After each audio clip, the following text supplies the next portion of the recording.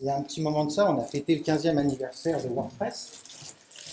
Et on s'était tous donné rendez-vous au bord d'un lac. Et on a fait la fête avec ceux qui étaient là. On a fait un pique-nique d'anniversaire. Mais tout le monde n'a pas pu venir, on n'a pas trouvé le lac. Ils n'ont pas eu le courage d'affronter la nouvelle de l'orage, parce que c'était pendant la période des gros orages. Et comme aujourd'hui, je vais vous parler de l'éditeur moderne du projet Gutenberg, et que je me suis aperçu qu'il y avait des stickers Gutenberg sur les cartes les planches de stickers que j'avais commandées pour cet anniversaire, et donc pour toi, si vous voulez les faire passer, je ne sais pas si on a assez pour tout le monde, ou alors je le mets là. Sinon, ils ne vont pas t'écouter. Sinon. Ah, sinon, voilà. Alors, je m'appelle Mathieu. Vous me trouverez un petit peu partout sous le pseudo de IMAT. Alors, le Slack FR, le Slack WP Paris, le Slack WP.org, Twitter, Facebook. Ouais, vous me trouverez la plupart du temps avec ce pseudo. Je suis un des co-organisateurs du groupe Meetup de la région de Paris-Île-de-France, avec Grégoire et Thierry qui s'est absenté quelques secondes. J'ai été le coordinateur du WordCamp Paris 2018 et je serai celui du WordCamp Paris 2019. Donc Thierry vous en a parlé tout à l'heure. On prépare en tout cas cette année, on s'y est pris beaucoup plus tôt et on va pouvoir beaucoup plus vous associer dans la démarche d'organisation du WordCamp et beaucoup plus vous solliciter tout au long de l'année. Notamment, on a un gros challenge cette année, c'est qu'on veut organiser un Contributor Day. Donc, on va réfléchir à comment préparer tous ensemble ce jour de contribution. Avec Grégoire et Thierry, toujours, je suis co-animateur du désormais très célèbre Very French Trip podcast. Donc on se réunit à peu près tous les mois et on discute sur WordPress, sur les actualités du moment. Je contribue au cœur de WordPress, je suis membre de l'équipe cœur de BuddyPress. Je crée des extensions WordPress et BuddyPress. Et plus rarement, je suis créateur de thèmes. Donc, quand je vais aborder cette partie de mon exposé, s'il y a des spécialistes, n'hésitez pas à me corriger si je dis des bêtises. En tout cas, je vais avoir une vision beaucoup plus du côté, l'œil du développeur d'extension, si j'ose dire, par rapport au thème. Et récemment, je donne un coup de main en étant mentor dans l'organisation des WordCamp. Et je voulais vous présenter mes deux petits chéris. Le WordCamp Poznań en Pologne. Donc si le 6 et le 8 juillet vous êtes dans cette région-là, n'hésitez pas à aller faire un coucou à Magdalena qui organise ça très bien. Donc l'appel à orateurs là est fait et donc c'est dans quelques jours quoi. Donc ça serait sympa si vous voulez y aller, c'est très sympa. Ça va se situer dans une université. Il y a le WordCamp Lausanne aussi, dont je suis le mentor. Là, Florian a besoin de volontaires pour proposer des speeches, des talks, des conférences. Il y a l'appel à orateurs qui va se terminer le 30 juin, donc ça doit être samedi ou dimanche, à minuit. Donc si vous avez envie de vivre un tout premier WordCamp, c'est toujours une super aventure de vivre un peu de l'intérieur ce type d'événement. Ça sera le premier qui se déroulera à Lausanne. Voilà. Et puis, on va faire un petit coucou à nos amis de Nice, parce que je ne pouvais pas non plus ne pas parler du WordCamp de Nice qui va se dérouler donc le 19 octobre avec un des membres de son équipe d'organisation ici. Et en dessous, c'est le lien pour répondre à l'appel à orateurs de Lausanne. Je vous donnerai les éléments, enfin, tout ce que je vous montre, vous l'aurez d'une manière ou d'une autre d'ici quelques jours. Ok. Des questions jusque-là? Non? Bon, alors, on va parler du projet Gutenberg et en particulier de l'éditeur moderne du projet Gutenberg et des thèmes. Donc ça, c'est le logo de Gutenberg, ça, c'est le logo de l'équipe thème dans les domaines de contribution WordPress. Et je vais essayer de ne pas redire ce que j'ai dit la dernière fois, ou de le dire différemment, parce qu'effectivement, c'est ce qui était là la dernière fois. D'accord, alors, ouais, une petite vingtaine. Qui s'est mis à Gutenberg d'ici, depuis? Ah, j'ai encore des progrès à faire. Ok, bon, je vais essayer de faire mieux cette fois-ci alors. Parce que j'ai fait un premier... on a échangé une première fois sur Gutenberg en février, avant le WordCamp. Et donc, je vais essayer d'être un peu innovant, même s'il y a des choses, on est un peu obligé de les rappeler. Alors, l'éditeur moderne du projet Gutenberg. Alors moi, j'aime bien dire l'éditeur moderne par opposition à l'éditeur classique. L'éditeur classique étant la version actuelle de notre éditeur. Et ce qui caractérise cet éditeur moderne, c'est qu'il va utiliser du JavaScript moderne avec React de Facebook Open Source Organization. Donc c'est une librairie open source qui va se charger de faire l'interface entre l'utilisateur, la base de données, enfin la REST API de WordPress que j'ai mis ici à droite et l'API des blocs de Gutenberg. Alors, de l'éditeur moderne.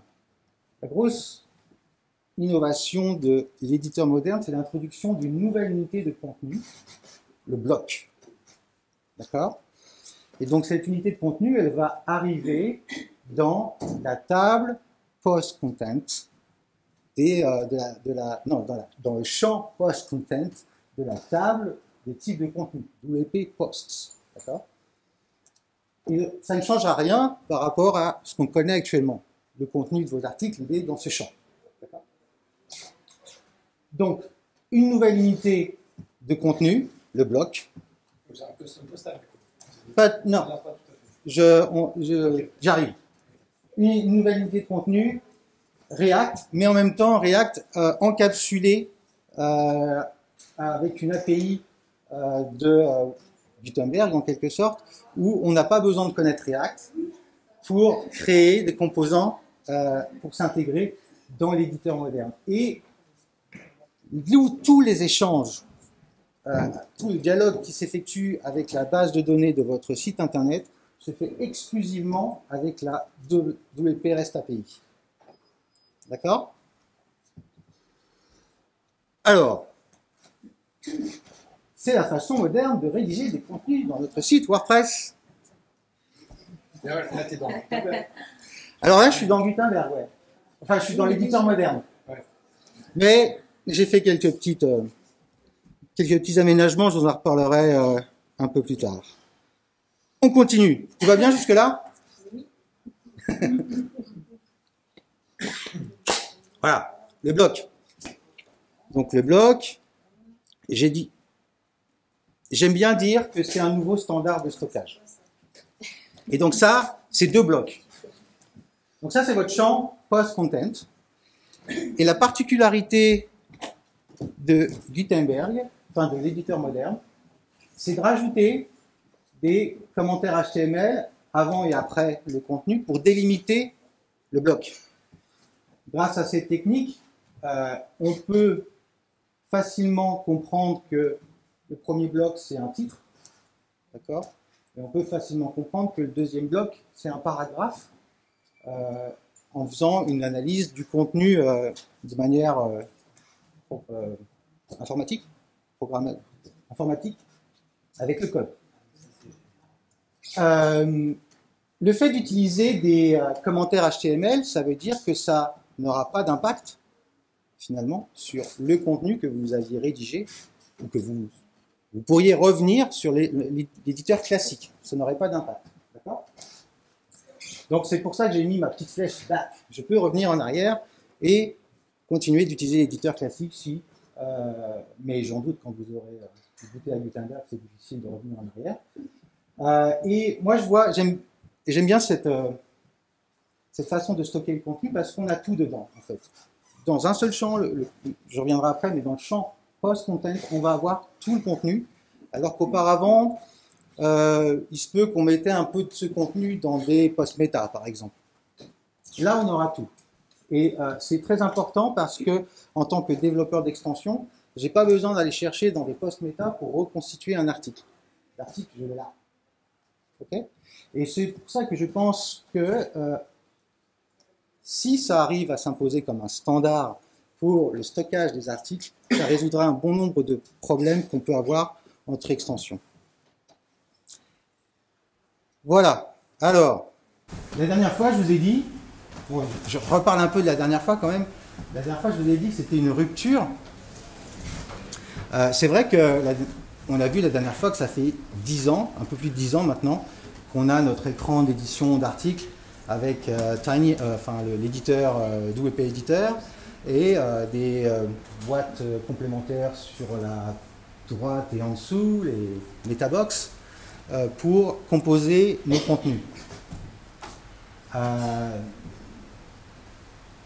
Et en même temps, je viens de vous dire qu'on ne va pas forcément changer l'organisation de ce contenu dans le champ. Donc ça va être une rupture, mais une rupture qui va pas détruire, enfin qui va être non destructive. Et donc ce que je vous disais, les post-méta, maintenant on n'aura plus forcément besoin de jongler avec les post-méta, surtout lorsque en fait on utilise ces post-méta pour stocker du contenu. On peut utiliser les post-méta, les champs personnalisés si vous préférez. On peut utiliser les champs personnalisés pour qualifier un article et éventuellement faire requêter un certain nombre de marqueurs.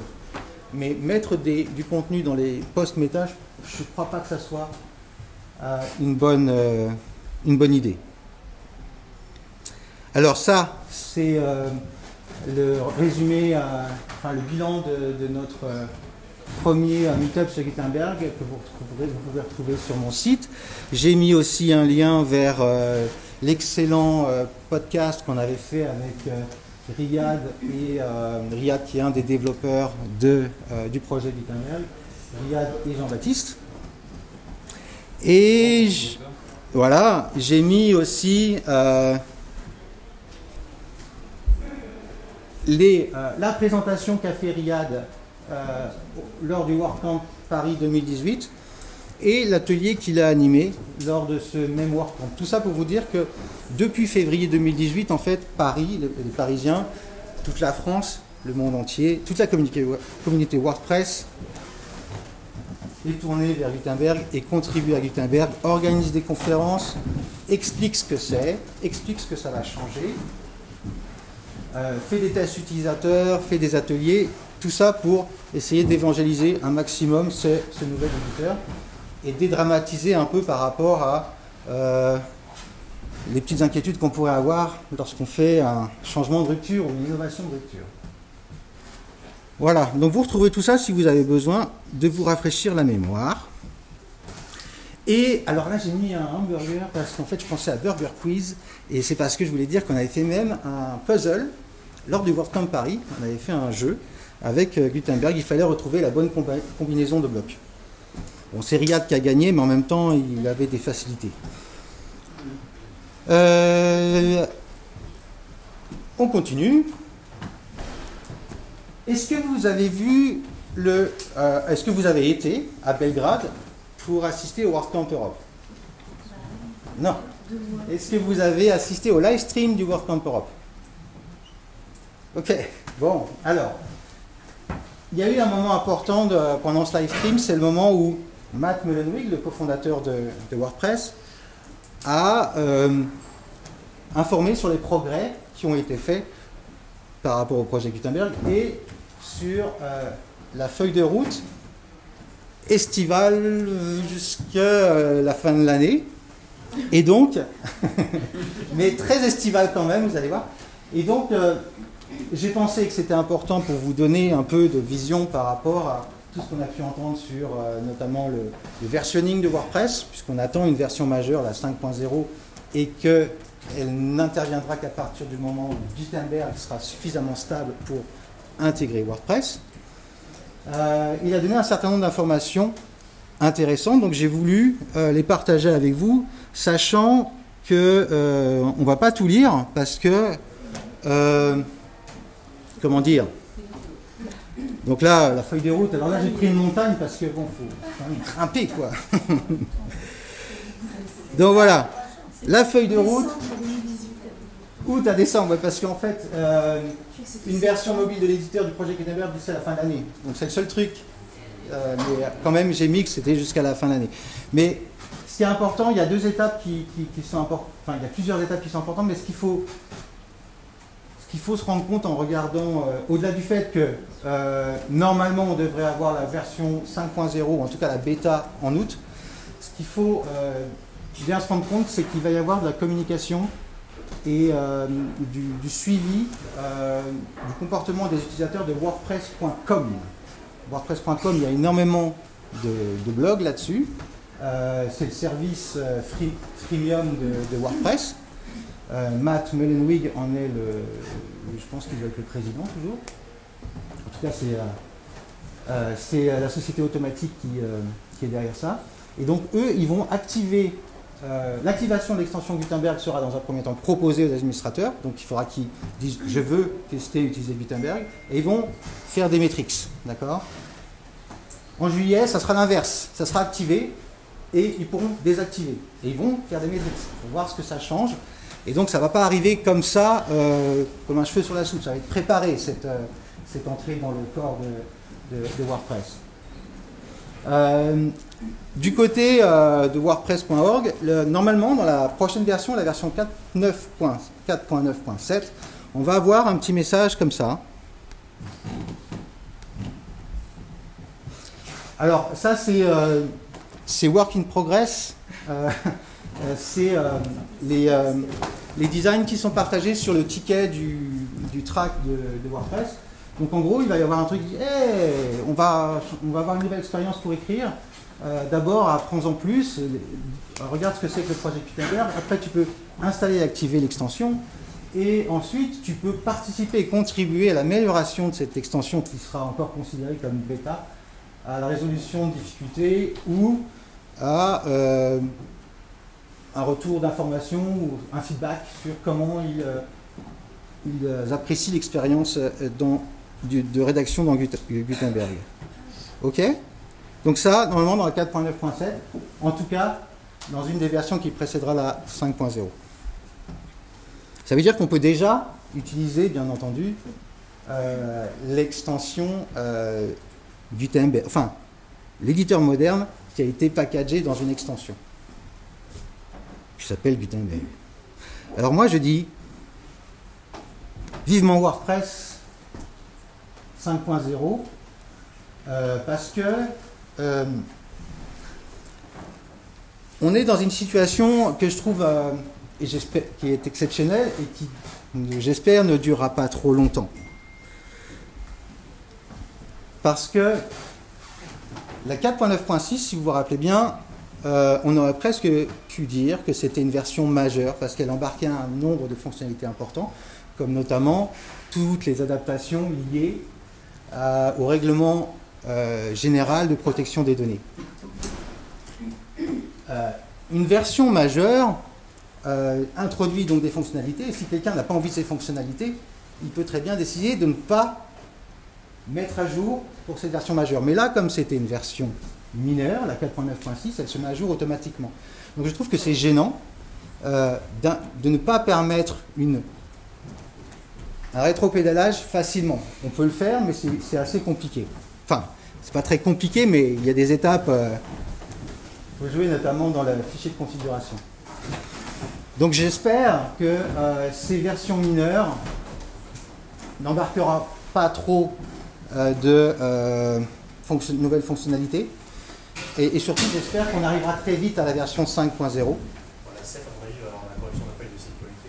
Alors oui, j'ai vu, alors c'est tout récent, là. Enfin ça fait 7 mois, mais en fait elle est apparue que ce matin, ou je sais plus, enfin cette nuit.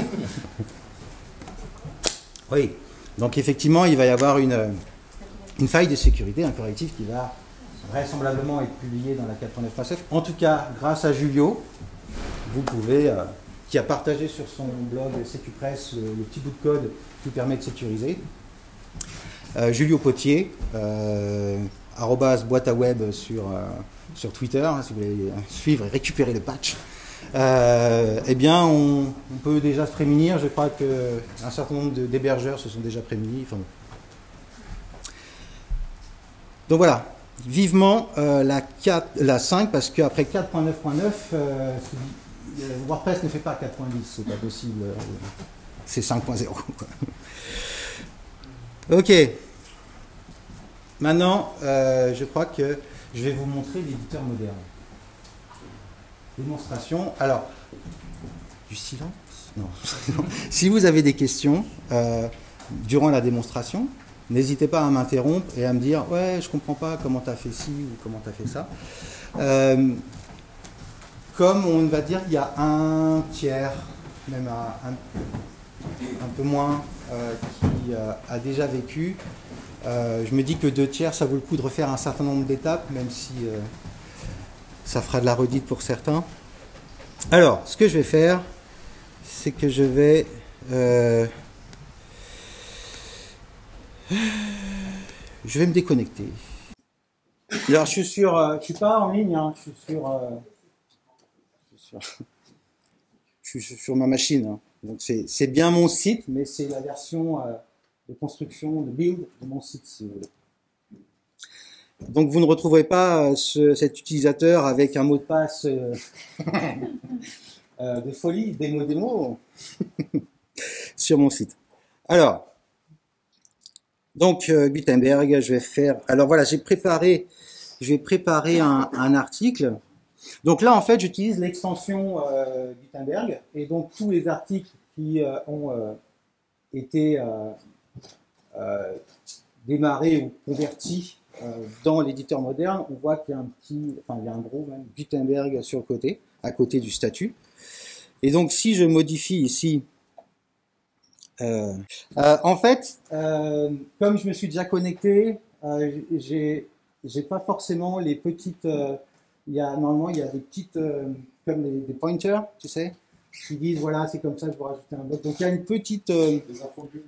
Voilà, il y a une petite prise en main qui est proposée par l'extension, par l'éditeur. Quand vous écrirez pour la première fois, il vous dira bon, ben, c'est comme ça que tu écris un blog, c'est comme ça que tu publies, etc.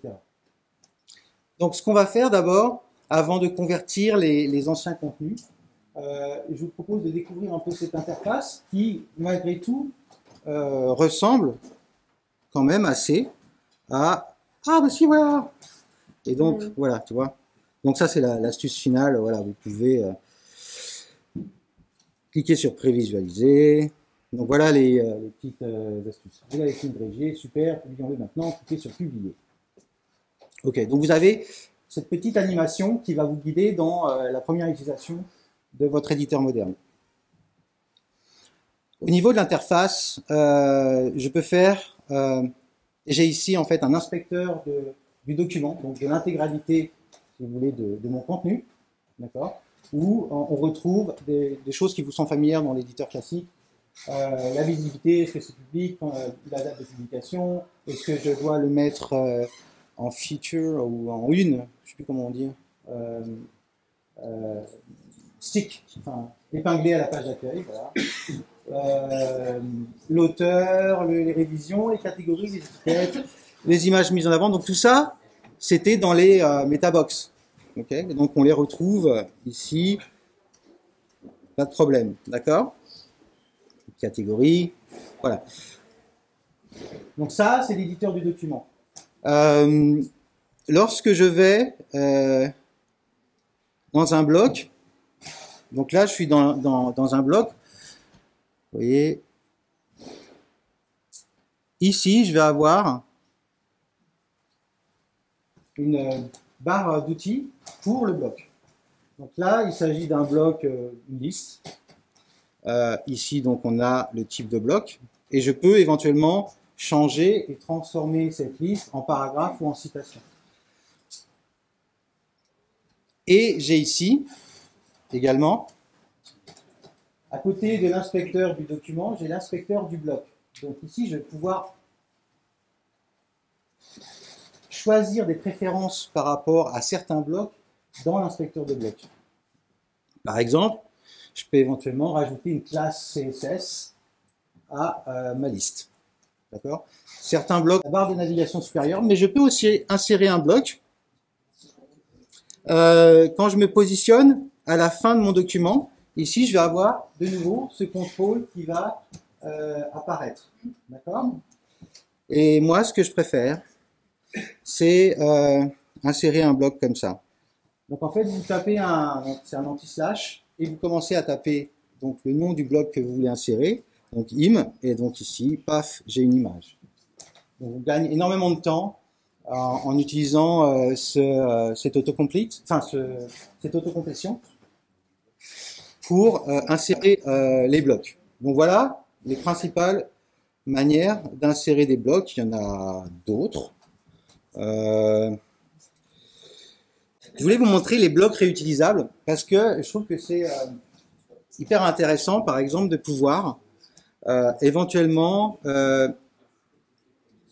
convertir un bloc en bloc partagé. Vous lui donnez un nom, d'accord. Donc vous avez en fait créé un HTML quelque part et vous le partagez avec tous les rédacteurs de votre site, et un autre rédacteur pourra l'utiliser et le retrouvera en fait dans les blocs partagés, et ici, avec une prévisualisation du contenu de ce bloc. Vous dire, tiens, c'est intéressant, je pourrais l'utiliser, etc. Et il pourra directement l'insérer dans son article. D'accord ? Une fois qu'il l'a inséré, il peut le modifier. Mais s'il le modifie, il va modifier l'intégralité du bloc partagé, d'accord ? Ou il peut dire non bah j'ai pas, il a bien travaillé, son bloc il est sympa, je vais juste rajouter un S ou quelque chose. Et du coup, non, en vrai bloc, voilà. Et du coup là, je peux le convertir en bloc classique de Gutenberg, d'accord ? Et faire une modification sans altérer celui qui est partagé. Donc ça, c'est véritablement une fonctionnalité qui peut vous faire gagner énormément de temps quand vous rédigez des contenus. Voilà. Il y a aussi des choses hyper intéressantes pour les rédacteurs, notamment pour leur donner de l'information sur ce qu'ils ont rédigé. Il y a ici des menus contextuels. Il y a 75 mots, il y a un titre, il y a 0 paragraphe, il faut le bloc, etc. Et surtout, ici, il vous montre l'organisation du document. Et si toutefois, par exemple, ici, je mets un titre, voilà, enregistré brouillon, et que je retourne là, il va me dire, ah non, votre document, il est mal formé, le H3, il devrait être en dessous le H2. D'accord ? Donc ça vous donne une certaine aide de rédaction pour que vos contenus soient bien hiérarchisés. Et quand on clique en fait sur le lien, bon bah là ils sont juste en dessous donc ça marche pas, mais enfin ça marche mais on voit pas. Quand on clique, voilà, là-dessus, on va arriver pour pouvoir éditer en fait celui qui va pas. Donc je peux mettre un H2 par exemple. Et donc si je refais, là je suis bon. D'accord ? Un paragraphe. C'est, on va dire, classiquement, ce sera la majorité de vos blocs. Vous écrivez au kilomètre. Et donc ici, dans le paragraphe, on va avoir plus d'éléments. Bon, on retrouve notre notre barre d'outils ici, mais on va voir un beaucoup plus d'éléments dans l'inspecteur de blocs ici pour pouvoir mettre en forme le paragraphe. Par exemple, je peux décider d'utiliser une lettrine. Alors, c'est parce qu'en fait, j'ai pas suffisamment de texte. Ça fait ça. Voilà. Donc, je vais avoir une lettrine. D'accord ? Ouais. C'est super sympa. Moi, je l'utilise sur mon site. Vas-y, regarde. Je l'utilise sur mon site. Voilà, regarde. Thème. C'est mon nouveau thème. Bon. Je peux aussi facilement augmenter la taille des caractères ou utiliser l'une des tailles ici en raccourci. Pour ces styles-là, est-ce qu'ils stockent dans la balise, ou on va le voir peut-être après, le CSS? Alors, il stocke en ligne, ouais, là. Quand on change ici, ouais. On peut changer les couleurs, d'accord? Les couleurs du texte, de l'arrière-plan, et quand on a un contraste qui n'est pas suffisant, en fait, il nous dit, ouais, attention, d'accord? Je crois, il faudrait que tu regardes, il y a une extension qui a fait WordPress VIP qui s'appelle Ramp, et qui permet de prendre, c'est sur le repository, ça s'appelle RAMP, et qui permet de prendre Gutenberg un peu progressivement en main. Et notamment, tu peux dire que tels ID d'articles ne peuvent pas utiliser Gutenberg. Donc, je pense que cette extension doit pouvoir t'aider à approcher ce que tu recherches. Mais sinon, dans l'absolu, on pourrait le faire. On pourrait le faire, mais ça nécessiterait de, comme disait la personne devant là, de jouer avec les hooks, effectivement. Voilà. Là, c'est quelque chose qui a été fait avec l'éditeur classique. D'accord ? Donc ça, c'est l'éditeur classique. Et je voulais vous montrer justement, mais j'oublie pas qu'il faut que je fasse une image avec du texte à côté.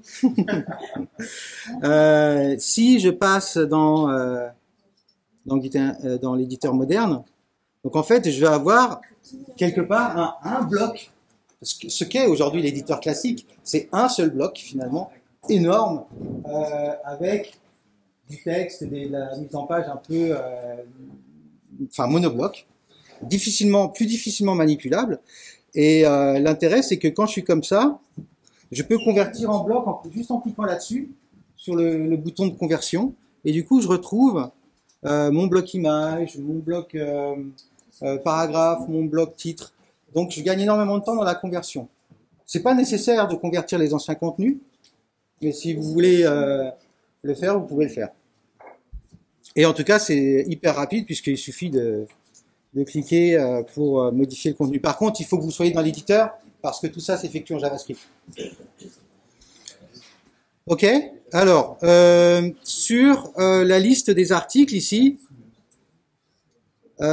tu as en fait, tu vois, éditeur classique. Donc, tu peux très bien imaginer un truc très bête, enfin très simple, on va dire, mettre une CSS qui dit tel machin modifié, il apparaît plus, et le gars il a qu'éditeur classique par exemple. Oui, non, mais je veux dire, c'est une façon de faire. Maintenant, tout de suite, c'est possible. Après, il y a, en rentrant dans les hooks, on peut le faire plus proprement. Voilà. Mais oui, c'est possible. Mais moi, j'essaierai d'accompagner l'utilisateur dans l'utilisation de Gutenberg et j'essaierai d'avoir ses impressions pour voir ce qu'il en pense.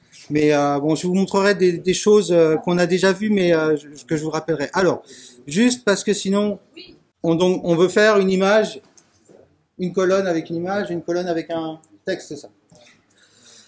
Donc, là, pour le coup, je vais utiliser un bloc de mise en page. Je vais utiliser le bloc colonne. D'accord? Et donc ici, le bloc colonne, je vais prendre une image. Et je vais chercher dans ma bibliothèque d'images. Et je vais ajouter Bah, ça, c'est la bibliothèque classique en fait de WordPress, il n'y a pas de changement. Donc, les images, elles sont partagées pour tous les rédacteurs. C'est le principe. Donc, je vais prendre cette image, je vais la sélectionner. Et donc, ici, j'ai mon bloc de texte. Voilà. Donc, je peux faire ça. Je peux faire des choses un peu plus sympas. C'est-à-dire que ici, je vais pouvoir déplacer en fait des blocs avec du drag and drop et les mettre dans un bloc de colonne ou les déplacer en haut. Ouais, bien sûr. Alors le titre de la page. Oh, oui. Ouais. Ben, un H2, je peux le mettre ici si on veut. Je me mets ici et je vais rajouter un titre. Là.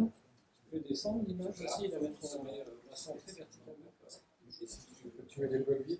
Et si tu veux le mettre au-dessus Et si je veux le mettre ici? Ou au-dessus de ton article.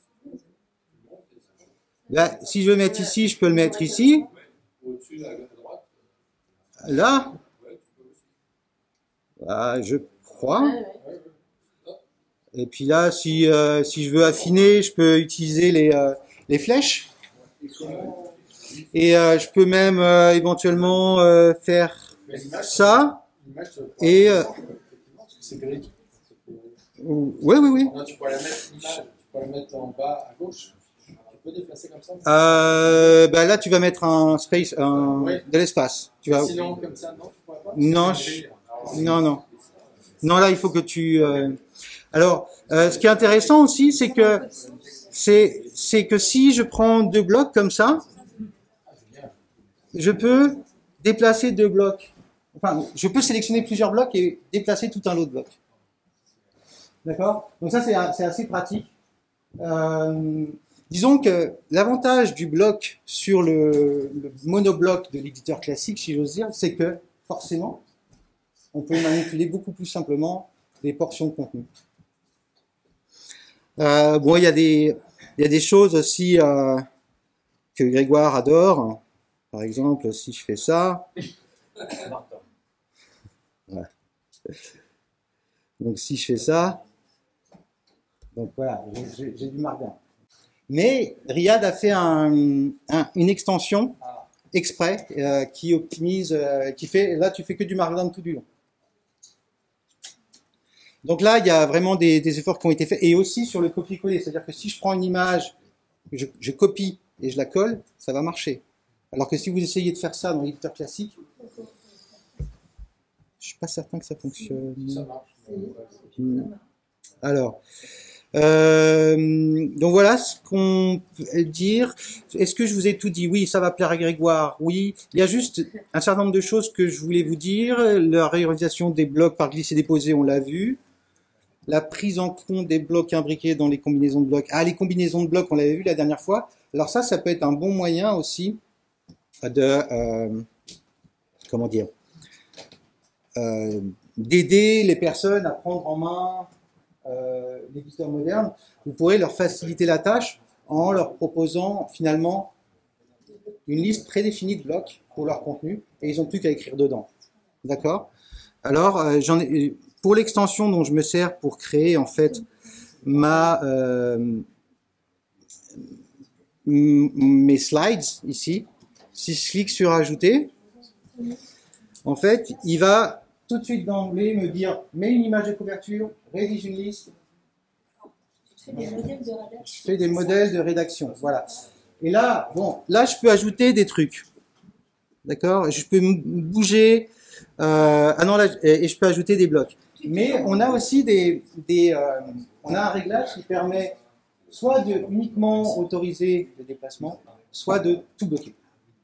C'est-à-dire qu'il n'a que ça, il doit écrire là-dedans. D'accord? Donc ça, c'est pour aider les débutants, ou si les personnes sont un peu perdues dans une page blanche comme ça, avec tous les blocs, là au moins. Alors les modèles, en fait, on les attache au type de contenu. Donc en natif dans WordPress, on a les articles et les pages, mais on peut ajouter autant de types de contenu. Là, c'est un type de contenu que j'ai créé qui s'appelle Button Slide. Alors si on veut, alors comment on crée un modèle? Oui. Eh ben, comment on crée un modèle? On va en fait quand on crée notre type de contenu, c'est moi. Quand on crée notre type de contenu, alors je vais retrouver mon extension, elle est là. Ça doit être ici, je pense. Alors quand j'enregistre mon post type, en fait, ici, je vais définir un attribut template, d'accord? Il y a d'autres, on voit, vous reconnaissez certains attributs, le titre, le support, est-ce que je peux utiliser REST, etc. Et pour Gutenberg, si on utilise cet attribut, je vais pouvoir définir un template. Et on peut personnaliser le placeholder, c'est-à-dire ce qui sera affiché tant que le template n'est pas, enfin tant que le bloc n'est pas renseigné. On peut mettre aussi on peut mettre les blocs imbriqués, comme on vient de voir avec l'image et le texte sur le côté. Et tout ça, en fait, si vous cherchez, vous avez en fait sur WordPress.org Gutenberg Handbook, vous avez toutes les possibilités d'extensibilité. Et donc ici dans Template, voilà. Donc on voit ce que j'ai fait. Donc moi j'ai fait ça, d'accord. J'ai déclaré un attribut template sur mon post type et j'ai mis le nom de mon bloc, celui que je veux utiliser. Mais je peux avoir des choses un peu plus élaborées en disant bon ben voilà, je veux une image et je veux qu'elle soit alignée à gauche. Je veux que le placeholder soit add author et pour un paragraphe je veux que ce soit add description. Je peux aussi dire template, rajouter un autre attribut template lock pour dire que on ne bouge rien, ou insert pour autoriser l'insertion et le déplacement. D'accord? Donc on peut carrément bloquer sur un modèle. Et je trouve que c'est pour ceux qui utilisaient par exemple certaines extensions pour finalement avoir une composition des articles qui était un peu à la formulaire, c'est-à-dire ici je mets ou d'autres, hein, mais avec les metabox. Je trouve que cette façon de faire est assez intéressante aussi. Et si vous avez besoin de le faire sur les types de contenus qui sont créés par WordPress, enfin natifs, comme l'article, ben vous récupérez l'objet article au moment de l'initialisation et vous lui ajoutez un template, tout simplement. Donc ça, vous pouvez le faire pour n'importe quel type de contenu dans WordPress. Mais alors, si tu compares à Self, comment tu récupères après tes données l'intérêt d'ACF, c'est qu'après tu récupères une matrice de données et tu vas la mettre où tu veux dans ton template HTML. Ben là, tu la mets où tu veux, puisque tu... Ah oui, parce que tu as les classes. C'est toi qui définis l'ordre des blocs. Ah oui. Oui, mais ton bloc, un bloc, ça ne correspond pas à un bloc HTML dans le front. Ah bah si, c'est un bloc, si, c'est un paragraphe, c'est ACF, tu les affiches aussi, c'est pareil. Si. Tu peux... Tu vas définir, ça va s'injecter dans l'ordre que tu les as mis. Donc non, il n'y a pas de souci majeur là-dessus. Allez, par contre, on a affiché tout le contenu de poste, quoi. Ouais. Alors qu'avec ACF, on a fait que l'élément qu'on veut et on peut le faire apparaître n'importe où ailleurs. Là, pour le coup, à chaque fois, on fait the post, quoi. Ouais. C'est ça la différence. Oui, donc si tu fais des fiches, en fait. Oui, non, je comprends, mais la différence, c'est bien. Ça fait beaucoup moins d'appel. Oui, c'est ça. En tout cas, c'est une possibilité et elle existe aussi pour de mettre des blocs dans des blocs. Okay, on peut aussi faire des compositions un peu élaborées. Comme je t'ai dit, en fait, le Gutenberg, il va uniquement dialoguer avec la base de données par la REST API de WordPress. Donc si, par exemple, tu as un type de contenu qui n'a pas activé l'utilisation de la REST API, il n'apparaîtra pas dans Gutenberg. Donc si tu... Ouais, enfin, il ne pourra pas être édité dans Gutenberg. Pour les faire, pour les brancher. Ouais, c'est en fait c'est le paramètre show in rest ici, parce que si tu veux utiliser la REST API, c'est cette fonction register post type que tu appelles sur init. Et en fait, si tu veux, tu as la référence ici. Donc ça doit te dire quelque chose ici. Tu fais partie du codex. C'est codex, ça, ouais. Donc tu as tous les labels et show in rest, exposer, enfin rendre disponible le type de contenu via la REST API ou pas. Donc comme Gutenberg utilise uniquement la REST API, c'est une... D'ailleurs, ceux qui utilisent les extensions pour désactiver la REST API, alors, attends. Si on a des extensions pour du problème de sécurité, ah oui. désactiver la REST API. Ouais, mais alors, justement, sur la REST API, enfin, ok. On n'en a pas besoin, pour dire, comme le XML RPC. Ouais. Ok, mais là-dessus, j'ai une différente... j'ai un différent point de vue sur, je trouve, enfin, sur l'effet qu'effectivement certains plugins, des extensions de sécurité désactivent la REST API. Je trouve, pour des raisons de sécurité, je trouve que ça serait mieux étant donné que il contribue à la rendre beaucoup plus sécure. Mais tu peux très bien l'accepter parce qu'on n'a pas besoin. Je dis pas une forcément une question de sécurité. Pourquoi t'exposes un service si t'en as pas besoin? Oui, mais bon, de plus en plus, on va utiliser la REST API dans WordPress. Très honnêtement, le point de vue du développeur d'extension, moi je préfère travailler en REST API qu'en Ajax. En Ajax, tu prends énormément de risques avec les autres extensions qui peuvent te planter ton extension. En REST, tu as ta route à toi et personne va dessus. Enfin, je vais aller dessus, mais tu as ta route à toi et tu n'as pas les nuisances des autres extensions. En Ajax, c'est terrible. Donc c'est pour ça que moi j'utilise, dès que je peux éviter Ajax, j'utilise pas Ajax. J'utilise la REST API. Ouais. Quand il sauvegarde automatiquement, c'est la REST API. C'est la REST API. Tout est à base de REST API. Ok, on essaye d'avancer ou il y a d'autres questions? Tout ce qui sera créé depuis Gutenberg sera dans ton conteneur du post-content. Donc tout ce qui est autour, ça reste ton thème qui gère. Donc Gutenberg va ajouter un certain nombre de styles par rapport à ce qui t'affiche sur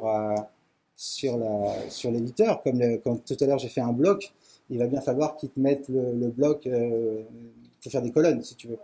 Donc ça, il va te le mettre mais dans un style différent. Il ne touchera pas à ton style, au style de ton thème si tu veux. Ton thème vit sa vie, Gutenberg vivra la sienne et ça devrait bien se passer. Mais c'est la partie suivante en fait. Et il touche pas aux polices, par exemple. Il touche qu'à des tailles de police. Donc, à la limite, ça dit moins sur l'aspect global de ton thème, heureusement.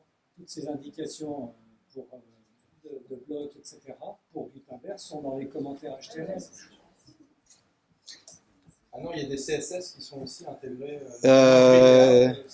C'est ce que tu as dit en introduction, c'est que toute la structure Gutenberg était dans... Non, il y a... En fait, il travaille avec des classes. C'est des classes particulières. D'accord ? Mais on peut l'afficher hein, si on veut, on peut le voir. Voilà. Si par exemple ici je dis modifier en HTML, en fait tu vas avoir, donc il insère pas de, alors il insère ici un style pour le background par exemple, parce qu'en fait le bloc, l'image de couverture, c'est un background, l'image, donc on le retrouve ici, mais après ce sont des classes, barre de navigation supérieure, mais je peux aussi insérer un bloc. Quand je me positionne à la fin de mon document, ici je vais avoir de nouveau ce contrôle qui va apparaître. D'accord ? Et moi, ce que je préfère, c'est insérer un bloc comme ça. Donc en fait, vous tapez c'est un anti-slash, et vous commencez à taper donc le nom du bloc que vous voulez insérer, donc im, et donc ici, paf, j'ai une image.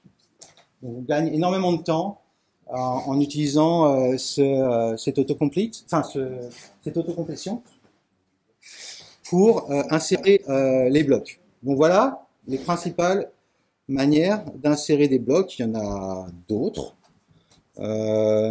mais bon là c'est déjà pas mal. Supprimer un bloc, on a vu. Réutiliser un bloc. Alors ça c'est intéressant, on l'avait vu la dernière fois. Et les blocs réutilisables, parce que je trouve que c'est hyper intéressant, par exemple, de pouvoir éventuellement convertir un bloc en bloc partagé. Vous lui donnez un nom, d'accord. Donc vous avez en fait créé un HTML quelque part, et vous le partagez avec tous les rédacteurs de votre site, et un autre rédacteur pourra l'utiliser et le retrouvera en fait dans les blocs partagés, et ici, avec une prévisualisation du contenu de ce bloc. Vous dire, tiens, c'est intéressant, je pourrais l'utiliser, etc. Et il pourra directement l'insérer dans son article. D'accord ? Une fois qu'il l'a inséré, il peut le modifier. Mais s'il le modifie, il va modifier l'intégralité du bloc partagé. D'accord ? Ou il peut dire, non, bah, il a bien travaillé, son bloc il est sympa, je vais juste rajouter un S ou quelque chose, en vrai bloc, voilà. Et du coup, là, je peux le convertir en bloc classique de Gutenberg, d'accord, et faire une modification sans altérer celui qui est partagé. Donc ça, c'est véritablement une fonctionnalité qui peut vous faire gagner énormément de temps quand vous rédigez des contenus.